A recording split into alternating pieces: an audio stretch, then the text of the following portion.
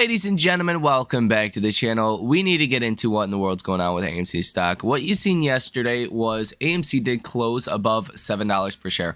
That was a very important level that I specifically pointed out, and we'll break that down exactly why that is here in this video. I want to give you a general overview of where we currently are with AMC stock and what I expect to come next. So hit that like button, subscribe to the channel, and source your comments, questions, or concerns down below in the comment section. So number one, AMC stock was up 5.11% yesterday in regular trading, up 0.44% in after hours trading, to end the day at $7.02 per share.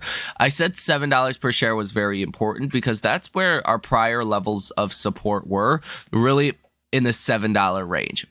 Now, you would be in uncharted territory if you closed above or below, I should say, $7 per share in the sixes. That would just be uncharted. We just wouldn't even know where we would go next, right?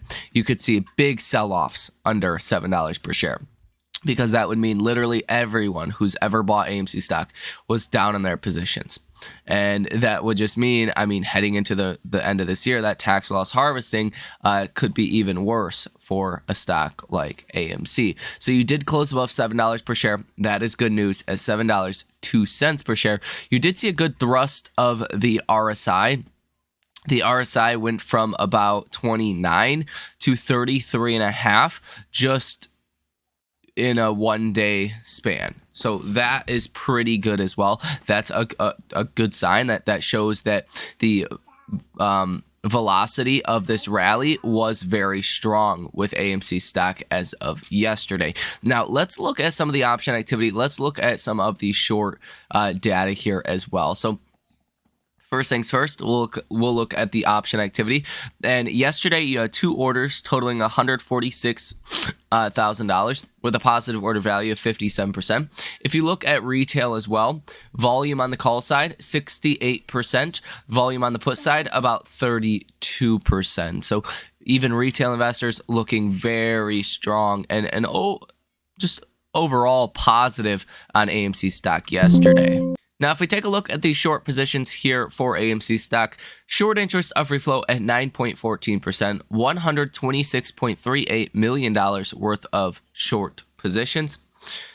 Days to cover 0.76, 18.08 million shares that are currently sold short. Shares out on loan, 13.71 million shares. Cost to borrow, 1.3%. Utilization of 30.94%. A short score of 54.3 out of 100. And last we knew, the cost to borrow numbers were around 14% for the cost to borrow max, cost to borrow minimum around 1.5%, and cost to borrow average around 6% or so. So this is obviously not the strongest data we've ever seen, but it's not the worst data as well. And I think just overall, you've seen a lot of hiding of short positions. Now, this rule change is going into effect here soon. This SEC rule change to provide more clarity on some of these short positions. It should be going into effect towards the end of November, so some point this week or even next week. Now, it's probably going to take some time to get the first data actually rolling in, but I think that's partly why you've seen that $18 billion worth of option activity. It was like 2 days ago, right? And we talked about that. That was pretty obvious. And here you can see over the past week, you had 58 orders totaling $18.68 billion, positive order value of 57%. I think this option activity was really trying to hide those short positions. So I think the actual short position out there in theory, right? If each option is or has the capability of potentially hiding 100 shares that are short, your dollar amount that could be sold short could be 50, 100 billion plus dollars, right?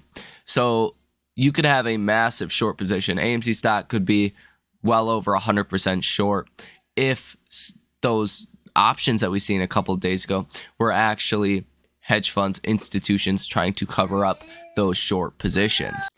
Stonko tracker data expiring this Friday for the week of November 24th. You currently have calls in the money 10,734, calls out the money 74,379, puts in the money of about 16,000, puts out the money 22,000. So you do have some dry powder here on the sidelines where if AMC stock does go up even tomorrow, you could see a lot of calls go into the money. You could see a lot of puts go out the money.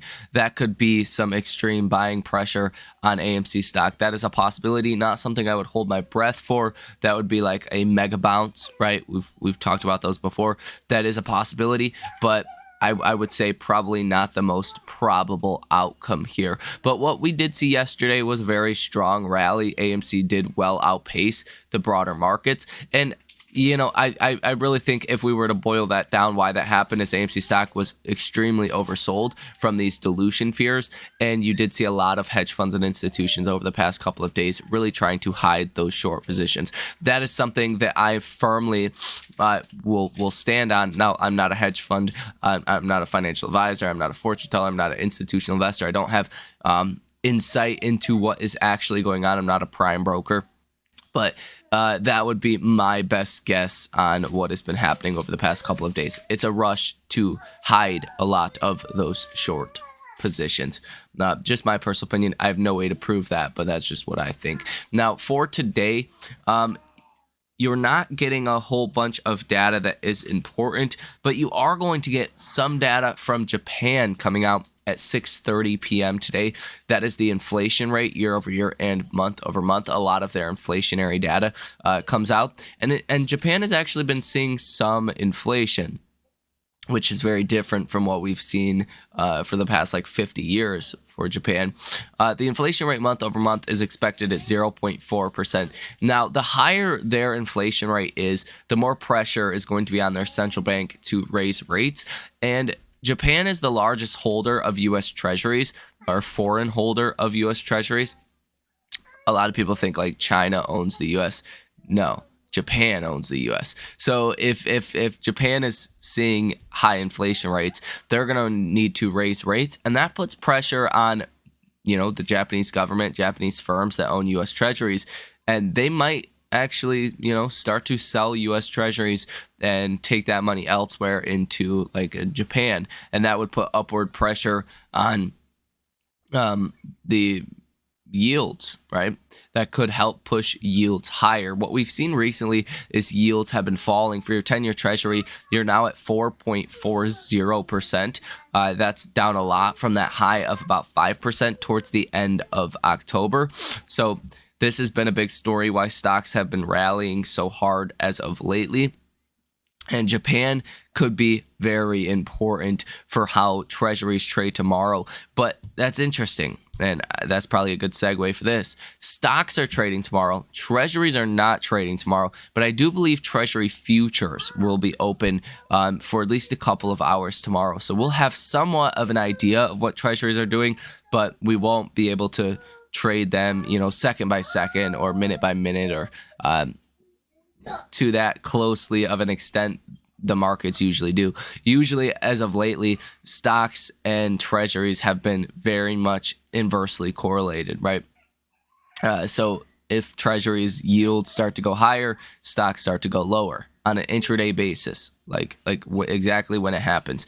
We're not exactly going to have that correlation tomorrow. That could set us up for a positive day. It looks like futures are currently up 0.1%, basically across the board for the NASDAQ, for the S&P, and for the Dow. So far, so good. Looks like tomorrow could be a strong day. Black Friday typically is a strong day as long as the markets are open for trading on Black Friday. It basically always is a green day. So I would bet we're going to have a green day, but it's going to be hard to tell.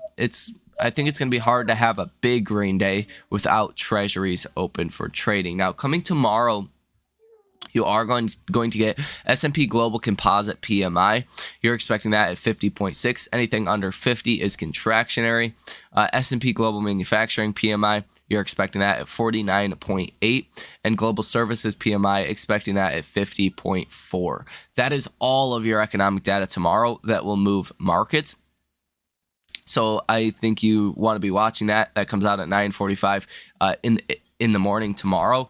But actually, you do have retail sales out of Canada as well, but that's probably not going to move things all too much. It's probably all going to be about this S&P Global data that does come out, this PMI data, that will give us a little bit more of an insight on how things are doing from S&P Global's perspective, and that's going to be the one thing that does give you some headlines coming out tomorrow. We do have a new AI investor sentiment survey that is out as well. For the week ending November 22nd, you now see 45.3% of investors that are bullish. That is up about 2% just from last week. And the level of neutral investors are up about 3% from last week. And the level of bears are down almost 5% from last week, now to 23.6%. So the level of bears really going away. It's pretty hard to be bearish in our markets. The one thing that you could even say is, hey, we're probably heading into a recession. Well, okay, how deep is it going to be? Are we going to get a lot of rate cuts? Is inflation in a place where the Fed could cut rates a lot? Well, probably a yes, you could say as of right now. So there's not a whole lot to go off of if you are a bear, and I think that's why the bears continue to fall here in this AI investor sentiment survey. This latest one, the bears are really retreating from their highs that you've seen back here on November 1st. You were at 50.3% of investors that were bearish. Now you're at 23.6% of investors that were bearish. So everyone's starting to turn a lot more bullish. To a contrarian point of view, this could be seen as bearish, but I think this in and of itself is not enough. It's not like stocks are super stretched here. Stocks have just, been going crazy. That's not the case. To some degree, yes, but you have fundamental reasons for why stocks have been doing well, and I think stocks will continue to do well over the next coming weeks. Now, specifically with AMC stock, I just want to see the stock stay above $7 per share. Let's be honest here. If we can stay above $7 per share, then we can start to retrace back into the 8s, 9s, 10s. If you fall under 7 coming tomorrow, that's where you're going to have some problems. You're going to be in the 6s. If you close in the 6s, then you probably fall to about $5 per share. I've been very clear on this. Anything under 7, you probably fall to 5, right? Pretty quickly, because it's uncharted territory. Tax loss harvesting, that's just a good level to go to, about $5 per share. If not, if you hold above 7, then I think you can start to rebound and make your way to the upside. Now, it's unfortunate. I do believe over the past couple of days, hedge funds and institutions have been hiding those short positions. And some of those short positions, based on the option activity, if you were to extrapolate that into a dollar amount, there could be $50 or $100 billion worth of short positions on AMC stock. And I think this rule change, as it is great, it's going to provide some light and some clarity on some of these short positions. Who is shorting what, how long they've been short, what kind of collateral is being used, who's the one facilitating these trades. We're going to get a lot of information like that. But in the meantime, it's really suppressing some of the data that we've seen. We've seen the short interest numbers go from 30 or so percent, a little bit over 30%, down to 9%. So it looks very discouraging for a lot of people out there. But question is, really, do you think shorts have covered on their short positions? I don't, right?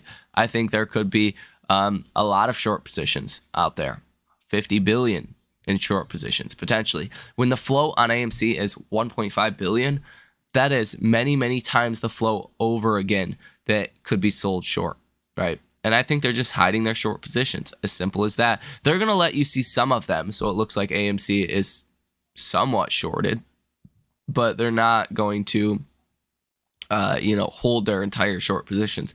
AMC's float, could be way short, way shorter than what you've seen with GME.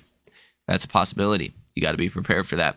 And I think ultimately that ends in a good way for AMC stock investors. So let me know what you guys think about this information down below in the comment section. How short do you think AMC stock truly is? I would love to hear your opinions. In the meantime, hit that like button, subscribe to the channel, and source your comments, questions, or concerns down below in the comment section. Thank you for watching. Enjoy the rest of your day. Happy Turkey Day, and I will see you in the next one.